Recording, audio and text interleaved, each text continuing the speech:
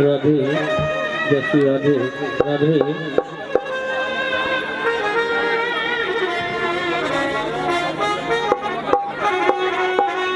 Nine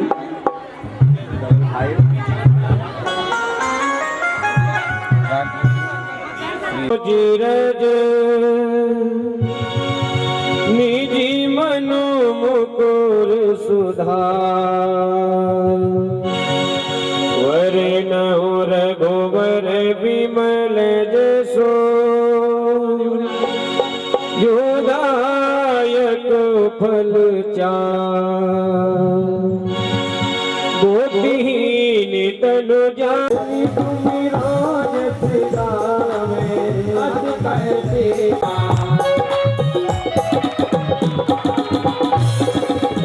जिनको मेरे की पाल जहाने सबको विचार राज बल देना तुमरो मुल्क भी भीषण माना लक्के परवै सब जग जाना योग सहज योजन परिभानु सुनावे नासै रोगी हरे सब पीरा जपत निरंतर हनुमत वीरा संकट से हनुमान छुड़ावे मन क्रम वचन ध्यान डोलावे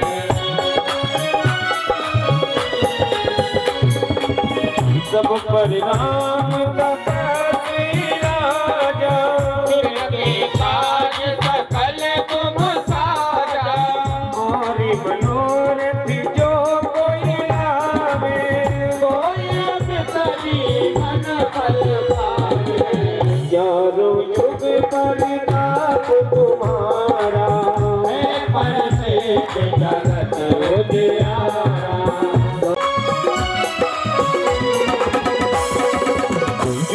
पढ़े हनुमान चालीसा होए देखा की बारीसा तुलसीदास सदा हरि चेरा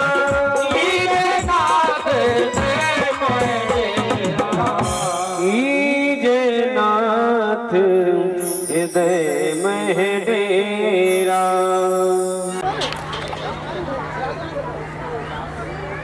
श्री राधे जितनी भी हमारी कलश वाली माता बहनें हैं वो शीघ्र से शीघ्र भागवत पंडाल में आए। कुछ ही समय में आरती आरंभ होने को जा रही है। पूज्य व्यास जी महाराज के श्रीमुख से श्रीमद् भागवत कथा का बहुत सुंदर रसस्वादन करेंगे आप और हम। शीघ्र से शीघ्र सभी जलपान से निवृत्त होकर यह पंचम वेद निराला नव ज्योति जगाने वाला ये अमर ग्रंथ ये भक्ति पंथ ये पंचम वेद निराला नव ज्योति जगाने वाला। हरि नाम यही हरि धाम यही हरि नाम यही हरि धाम यही जग के मंगल की आरती पापियों को ये शांति गीत पावन को गीत पापों को मिटाने वाला हरि दर्श कराने वाला। ये शांति गीत पावन पुनीत पापों को मिटाने वाला हरि दर्श कराने वाला। ये शांति गीत पावन पुनीत पापों को मिटाने वाला हरि दर्श कराने वाला।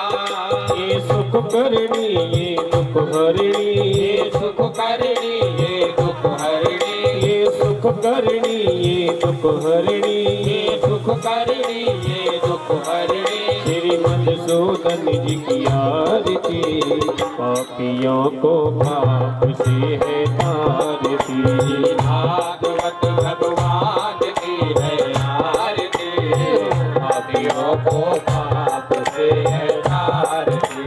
मधुर बोल मग पंथ खोल सतमार्ग बताने वाला बिगड़ी को बनाने वाला। ये मधुर बोल मग पंथ खोल सतमार्ग बताने वाला बिगड़ी को बनाने वाला। मधुर गोल मकबंद खोल सतमार्ग बताने वाला बिगड़ी को बनाने वाला। ये ठाकुर गोल मकबंद खोल सतमार्ग बताने वाला बिगड़ी को बनाने वाला। श्री राम यही घनश्याम यही, श्री राम यही घनश्याम यही, श्री राम यही घनश्याम यही, श्री राम यही घनश्याम यही। श्री राधा माधव जी की आरती पापियों को पाप से है तारती। भागवत भगवान की है आरती पापियों को पाप से है तारती। भागवत भगवान की है आरती पापियों को पाप से है तारती। भागवत भगवान की है आरती पापियों को पाप से है तारती। पापियों को पाप से है तारती, पापियों को पाप से है तारती, पापियों को पाप से है तारती, पापियों को पाप से है तारती, पापियों को पाप से है तारती। हरि ओम जलेन शीतलीकरणं पुष्पे वृंदावन बिहारी लाल की जय, रामचंद्र भगवान की जय, द्वारिकाधीश की जय, श्री गोवर्धननाथ की जय, श्री बालकृष्ण लाल की जय, हनुमान जी महाराज की जय, शंकर भगवान की जय, लक्ष्मी मैया की जय, गंगा यमुना मैया की जय, सनातन धर्म की जय, पूज्य व्यास जी महाराज की जय, श्री सुखदेव जी महाराज की जय, श्री परीक्षित जी महाराज की जय। जय जय श्री राधे, जय जय श्री राधे। श्री रामचंद्राय नमः। स्वस्ति श्री पवनपुत्राय नमः। स्वस्ति श्री व्यासमुनये नमः। स्वस्ति श्री सुखदेवाय नमः। वर्णानामर्थ संज्ञानां रसानां छन्दसामपि मंगलानां च कर्तारौ वन्दे वाणी विनायकौ। भवानी शंकरौ वन्दे श्रद्धा विश्वासरूपिणौ। याभ्यां विना न पश्यन्ति सेदा स्वान्तस्मीश्वरम्।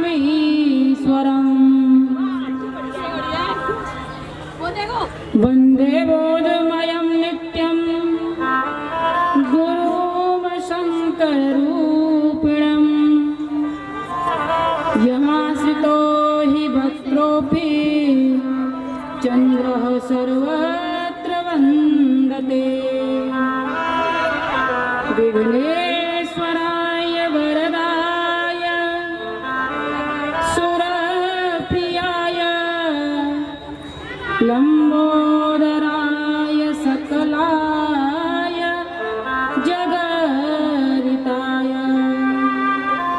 नागाननाय श्रुति यज्ञविभूषिताय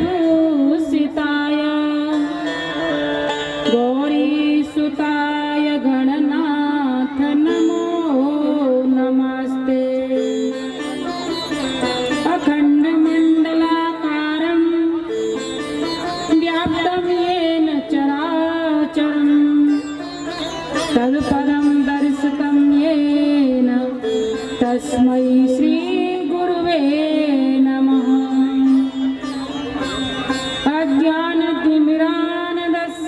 ज्ञानायन्यनशलाकया चक्षुरुन्मीलितं येन तस्मै श्रीगुरुवे नमः।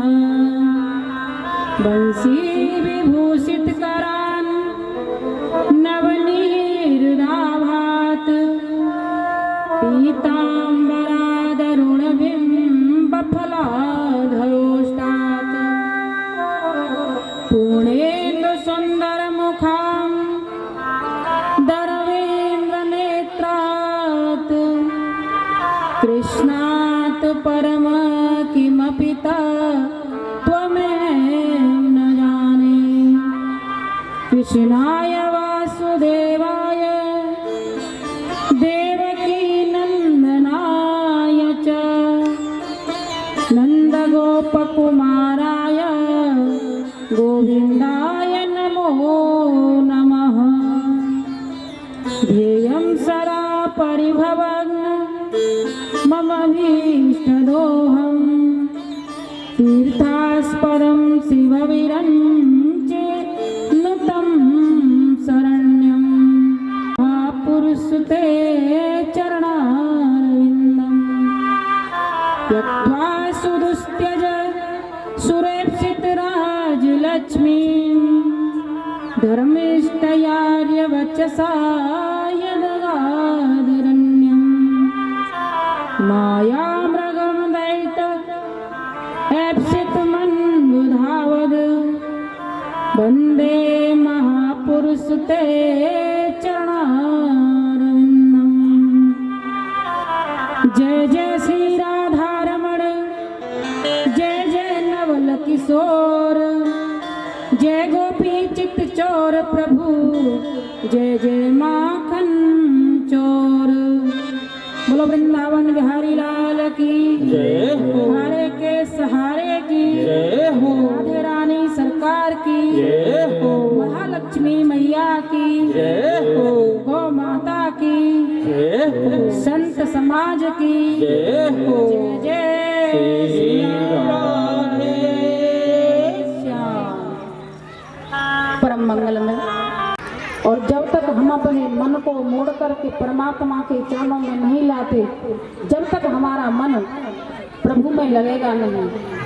इसलिए अपने मन को मोड़ करके प्रभु के सानिध्य में ला करके अपने हृदय को पवित्र करके संकीर्तन की तरफ चलेंगे और अपनी आत्मा मन कर्म वचन पवित्र करेंगे।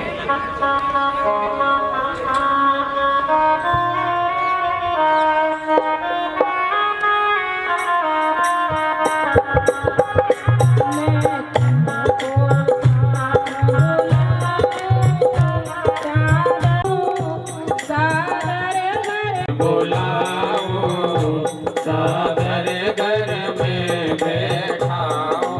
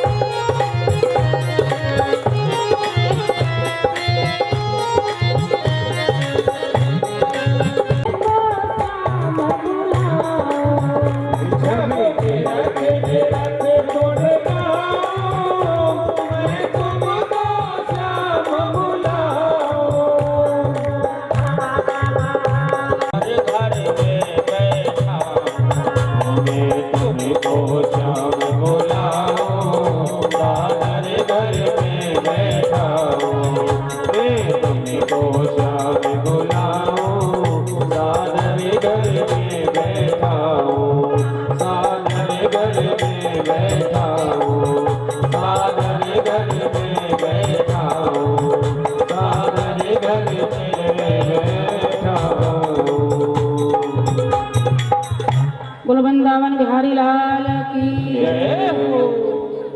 श्रीमद् भागवत महापुराण के प्रथम दिवस से छल कपट द्वेष ईर्ष्या को निकाल करके बैठते हैं तो हमारे जो श्रीमद् भागवत कथा का गुणगान सुनते हैं वो कानों के रास्ते से सीधा आत्मा को प्राप्त होता है। इसलिए प्रथम दिन तो अधिकारी बनाया गया है भगवान के नामों का। कैसे बैठे, क्या विधान है बैठने का, सारी इसमें प्रक्रिया बताई गई है कि भगवान के चरणों में बैठने के लिए अपने मन को बाहर मत घुमाओ।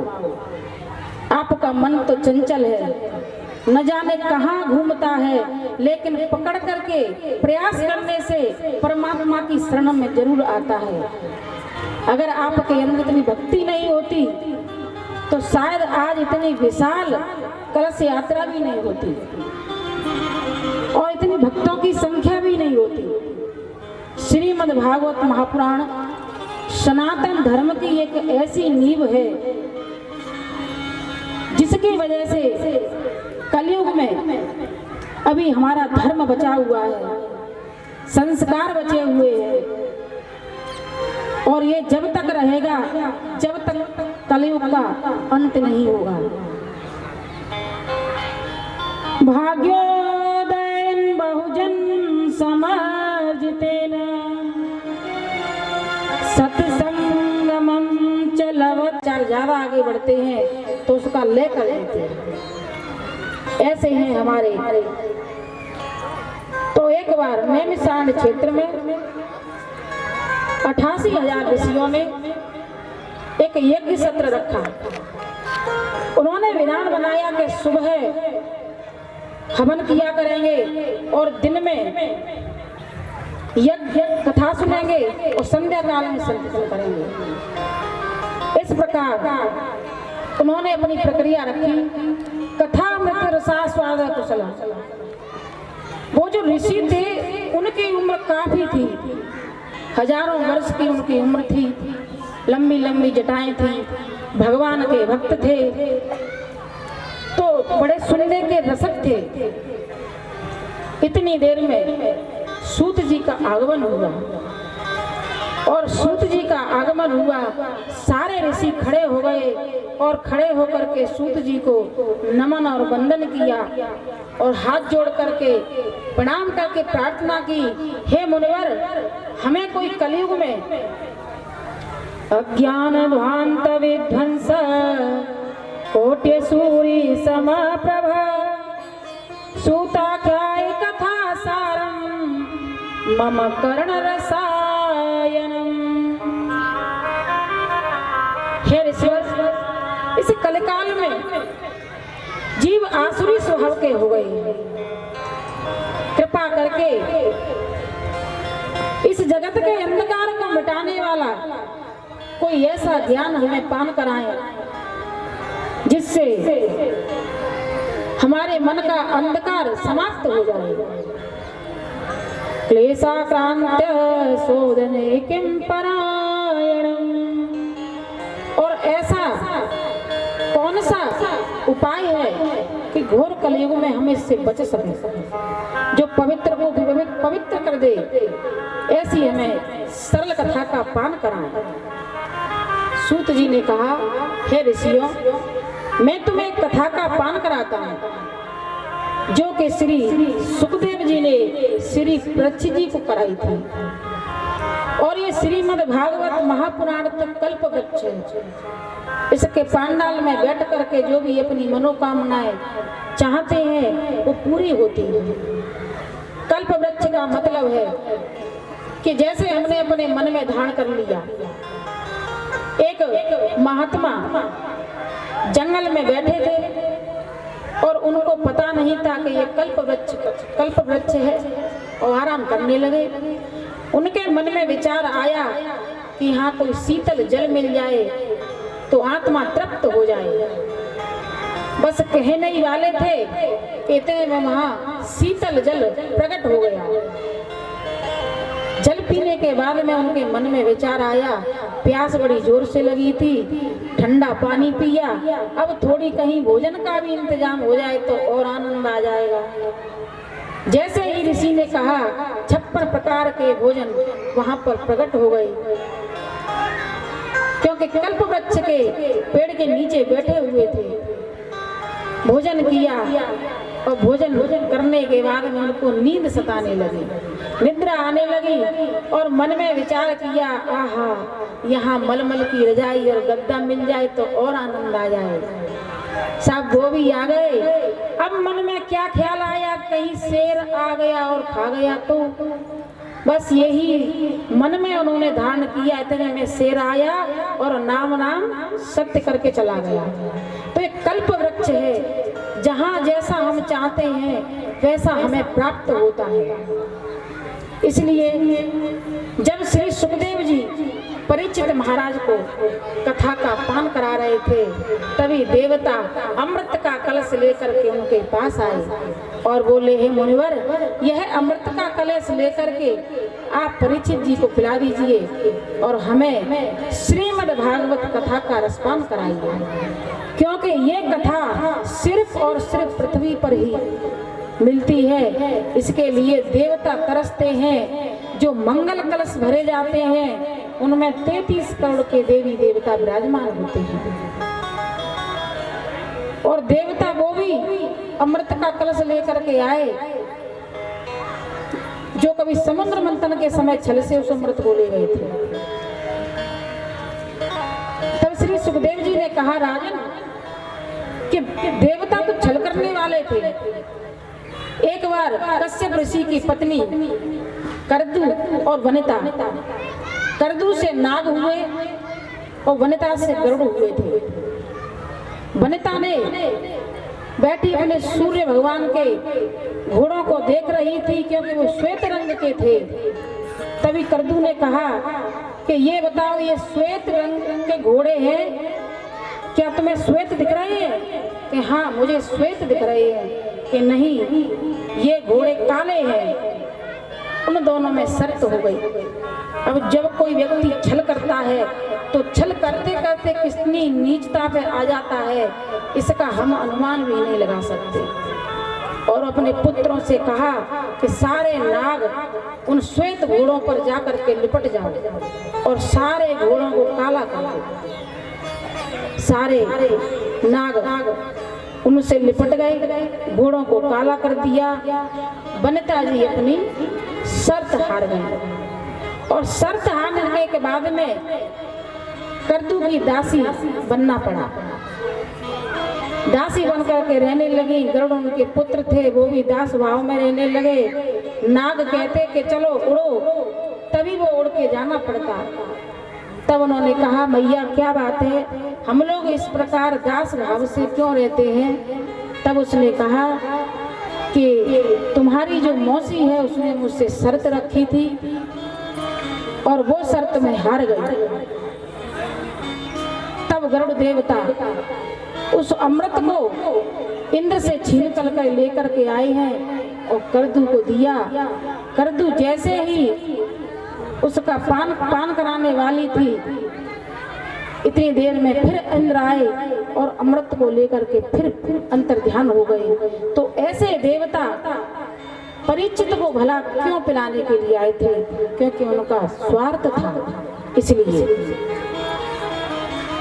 काल व्याल मुख ग्रास त्रास निर्णास है तवे श्रीमद् भागवतम शास्त्रम कलौ किरेण भासितम। तोता बड़ा मीठा बोलता है, किंतु बोलता वही है जो उसे सिखाया जाता है। श्री सुखदेव जी जगत का कल्याण करने वाले ऐसे भगवत रूपी तोता थे, जिन्होंने श्री सुखदेव जी को श्रीमद् भागवत कथा का पान कराया था और 7 दिन में उनका कल्याण हुआ। सुधा कुंभम गृहीत्वा देवास्त्र समागमन।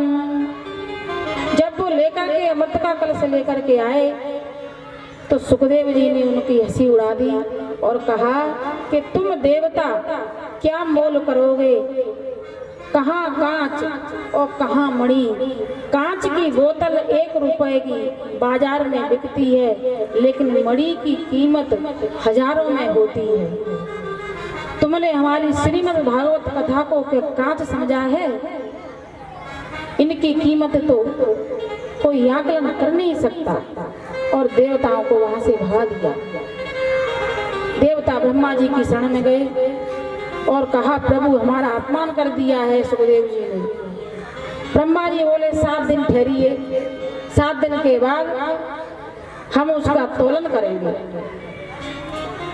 जब 7 दिन समाप्त हुए, उसके बाद ब्रह्मा जी ने जब अपनी तराजू में श्रीमद् भागवत कथा को तोला तो उसका पलड़ा भारी रहा। ब्रह्मा जी नतमस्तक हो गए कि आपने इस कथा का पान करा के और क्षीणे पूर्णे मृत्यु लोक विसंते। हर कथा व्रत विशेषता यह है कि कल्प साप हम हर कथा पापों का नाश करने वाली होती है।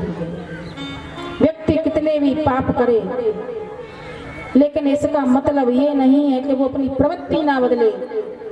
पाप करने के बाद में अगर उसने प्रवृत्ति बदल दी, हे परमात्मा आज के बाद में कोई ऐसा पाप नहीं करूंगा, कोई ऐसा काम नहीं करूंगा जिससे किसी का दिल दुखे, किसी की आत्मा दुखे, और श्रीमद् भागवत कथा का श्रवण पान करे तो उसका कल्याण निश्चय होता है।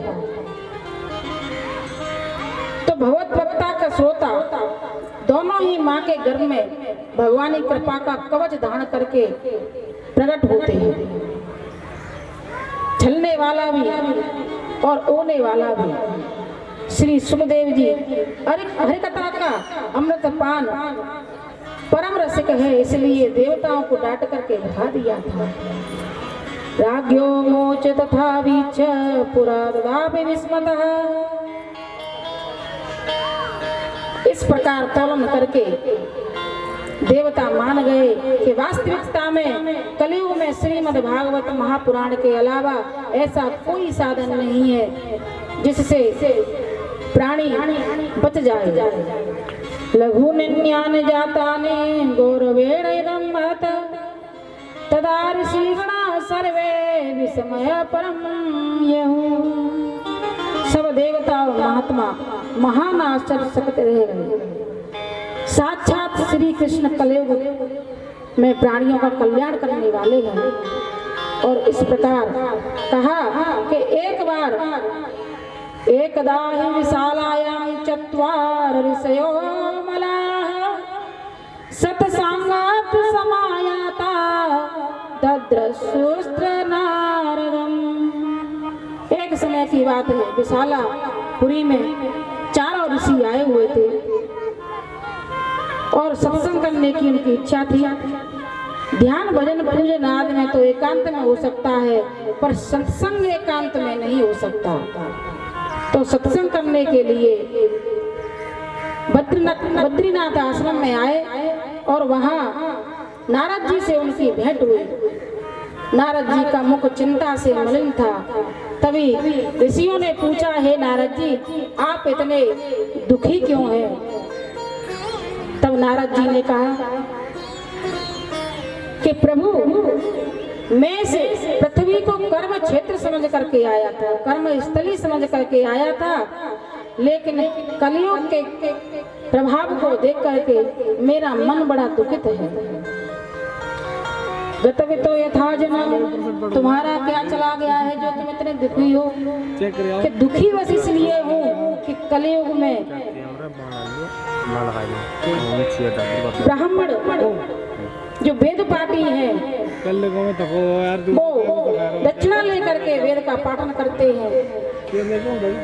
माता पिता अपनी पुत्री का विवाह पैसा लेकर के करने लगे हैं और घर में सालों की सलाह ली जाती है और नई बहू की चलती है। जैसे ही नई बहू आती है उसकी चलती है। तरुणी पुरता गए श्यालों के बुद्धिदायक कन्या विकणो लोवा दंपति नाम चक्कर क्षेत्र श्रीरंग सेतु वंदनम एवामेदेषु तीर्थेषु ब्रह्मा पुरुष लेटे हुए हैं और जो माता है वो युवा है और उनके पुत्र जो हैं वो वृद्ध हैं। तो मुझे देख करके कहने लगी भो भो साधो क्षणं तिष्ठ मच्चितामपि नाशय दर्शनं तव लोकस्य सर्वतागहरं परम। अरे महाराज जी जरा ठहरिए, 1 मिनट रुकिए। आप जैसे संतों का दर्शन करना तो हमारे भाग्य की बात है, जो आप जैसे संत का दर्शन हुआ। और ये देखिए मेरा भाग्य कि मैं युवा हूँ और मेरे दोनों पुत्र ज्ञान और वैराग्य वृद्धा, वो मैं अवश्य पूरा करूँगा। अहम भक्ति क्या तो इमऊ में तनऊ मतऊ ज्ञान वैरागो ना मानऊ काल योगेन जर जरऊ। जो मेरे पुत्र ज्ञान और वैराग्य हैं उनको पुनः योग। सीताराम सीताराम सीताराम कहिए जय विधि रखे राम ताई विधि राधे राम जय विधि रहिए।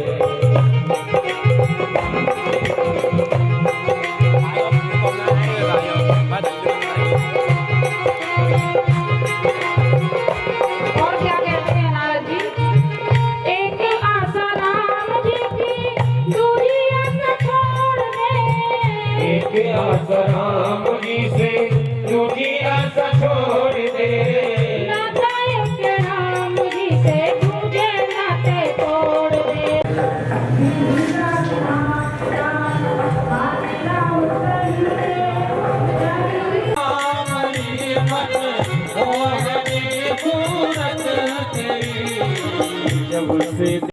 जब से दिल में है समाई मैं बड़ी मस्ती में हूँ। जब से तेरे द्वार आई मैं बड़ी मस्ती में हूँ। जब से तेरे द्वार आई मैं बड़ी मस्ती में हूँ। जब से तेरे द्वार आई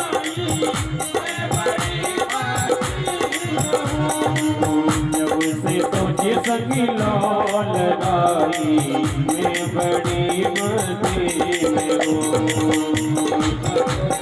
लौल आई मैं बड़ी मस्ती में हूँ।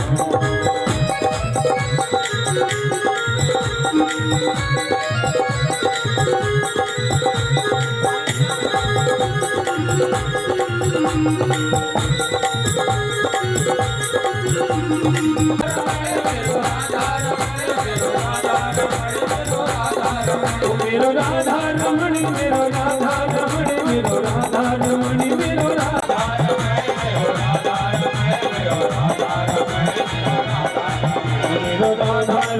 मेरो राधा रमण मेरो राधा रमण मेरो राधा रमण मेरो राधा रमण मेरो राधा रमण करके गए फिर भी भगा दिए। यह कथामल सुलभ है पर किसी बदले की भावना से सुलभ नहीं हो सकती। और भक्ति वहाँ पर प्रकट हुई, भक्ति सुतऊ तृप्त हो जाता है। तब ऋषियों ने कहा इस कथा को सुनने से अत्याचारी पापी से पापी इस कथा का पान करने से तृप्त हो जाते। गंगा मैया का तट है, महालक्ष्मी का वास है, तो चारों तरफ से जय जयकार ही है। उन्होंने कहा कि एक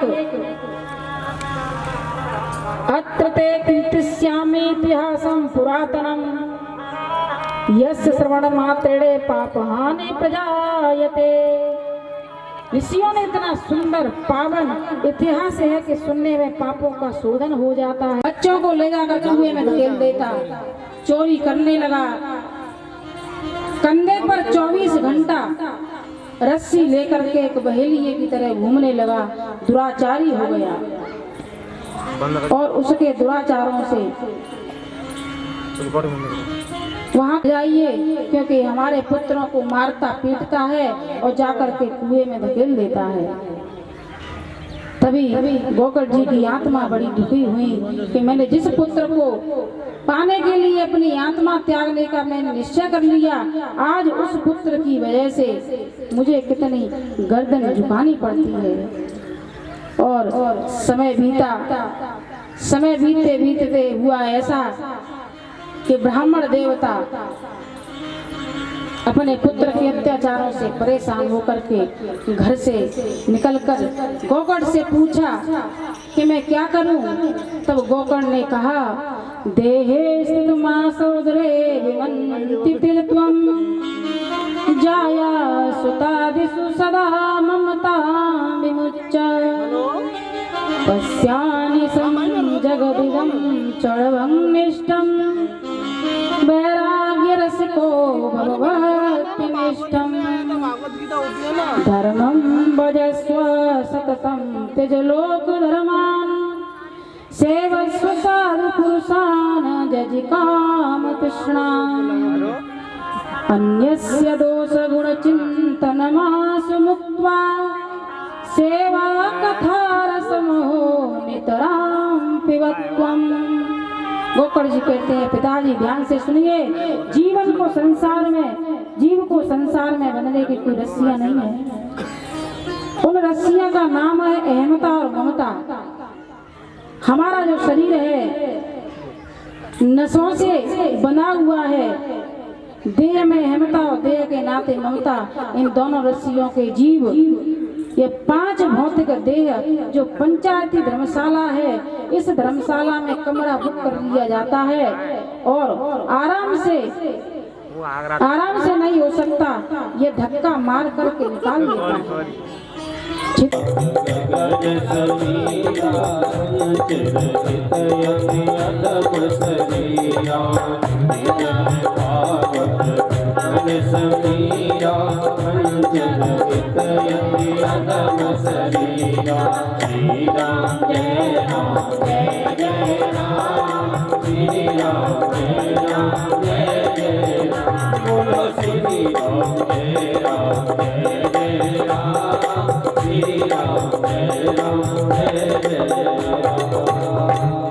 पिताजी ने 5 तत्वों से हमारा शरीर बना है।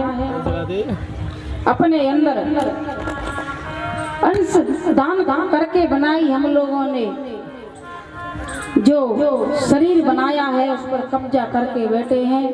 कोई एक बार रहने के बाद खाली करना चाहता नहीं है, इसलिए देह पर बारंबार विचार करने से देह शक्ति छूट जाती है।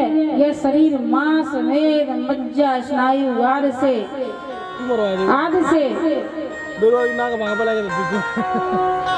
बनाया जाता है।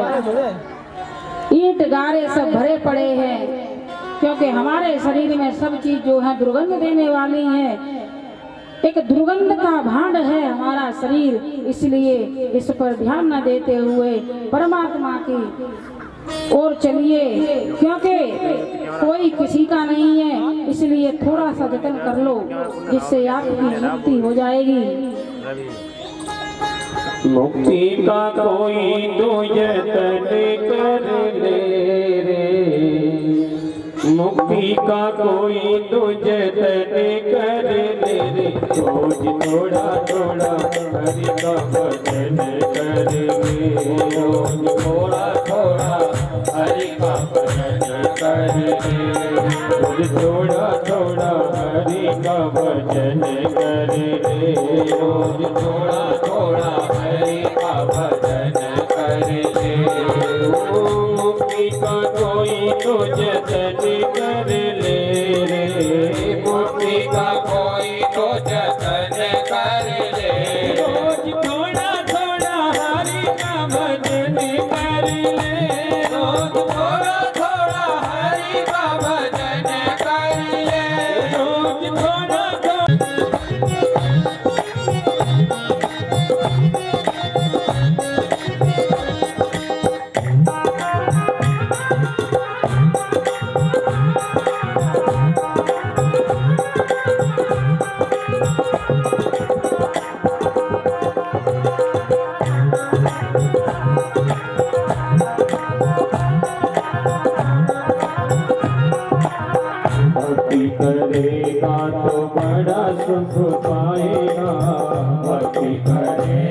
तो बड़ा सुख पाएगा।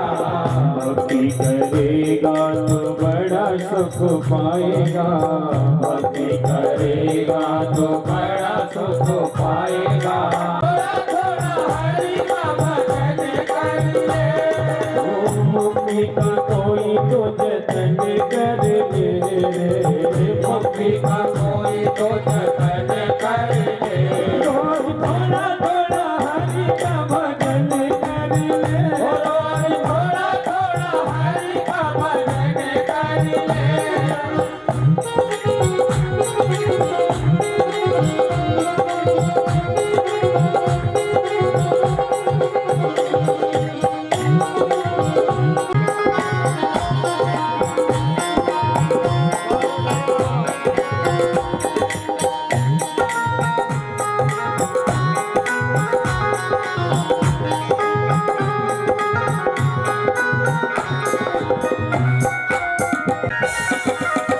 संगत करे अच्छे लोगों की। संगत करे अच्छे लोगों की। संगत करे अच्छे लोगों की। संगत करे अच्छे लोगों सभी लोगों की। दवा मिलेगी सभी रोगों की। दवा मिलेगी सभी रोगों की। कहते हैं डॉक्टर दवा देते हैं। डॉक्टर दवा देते हैं और संत दुआ देते हैं। ये संत दुआ देते हैं, डॉक्टर दवा देते हैं। आग तो घर के ही लगाते हैं, पड़ोसी तो केवल हवा देते हैं। इस दुनिया में सब किरदार निभाने आए हैं। इस दुनिया में सब किरदार अच्छे लोगों की। संगत करे अच्छे लोगों की। दवा मिलेगी सभी लोगों की। दवा मिलेगी सभी लोगों की। जिंदगी को अपनी चमन कर दे रे। जिंदगी को अपनी चमन कर दे। रोज थोड़ा थोड़ा हरि का भजन कर ले। रोज थोड़ा थोड़ा हरि का भजन कर ले।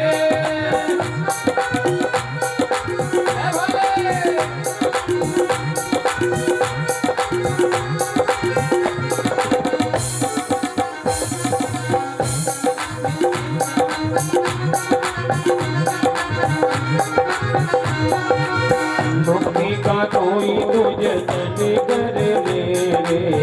मुक्ति का कोई तो जतन कर ले। रोज थोड़ा थोड़ा हरि का भजन कर ले। रोज थोड़ा थोड़ा हरि का भजन कर ले। रोज थोड़ा थोड़ा हरि का भजन कर ले। रोज थोड़ा थोड़ा हरि का भजन कर ले। रोज थोड़ा थोड़ा हरि का भजन कर ले। रोज थोड़ा थोड़ा हरि का भजन कर ले। रोज थोड़ा थोड़ा हरि का भजन कर ले। रोज थोड़ा थोड़ा हरि का भजन कर ले।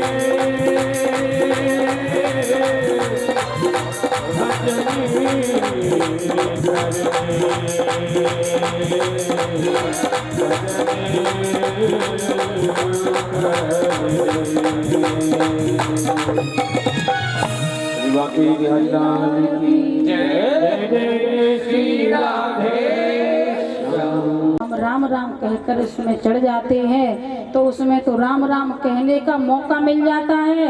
लेकिन जब वो गाड़ी आती है तो उसमें राम नाम कहने का मौका नहीं मिलता है। इसलिए हरि का नाम स्मरण करते रहिए। यह कह करके आप मुझे वन की तरफ चले गए। धुंधकारी का अत्याचार बढ़ता रहा और 5 वेश्याओं को अपने घर में ले आया।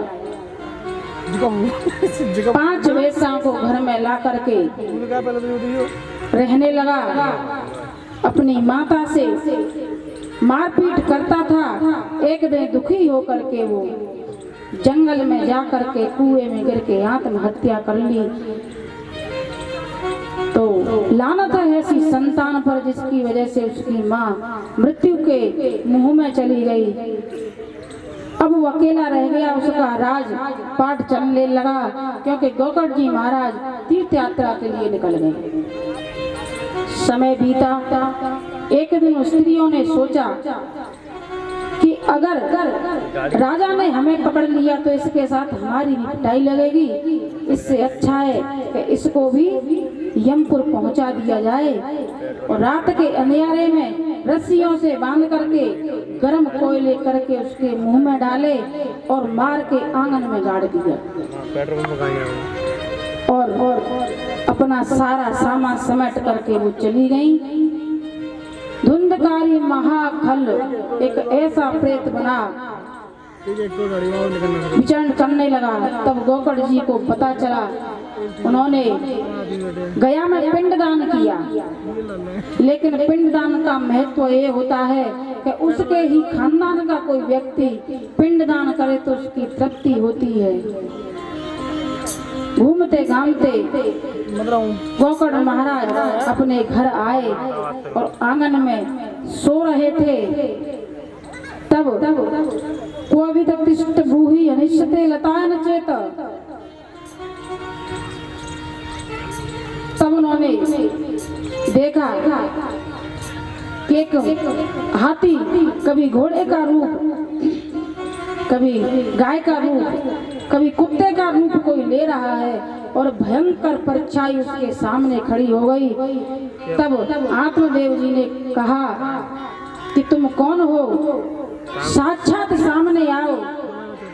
तब धुंधकारी ने कहा, अहम भ्राता दुधियोस्मि धुंधकारी नामतः स्वकीये नैव दोषेण ब्रह्मत्व नासितम मया।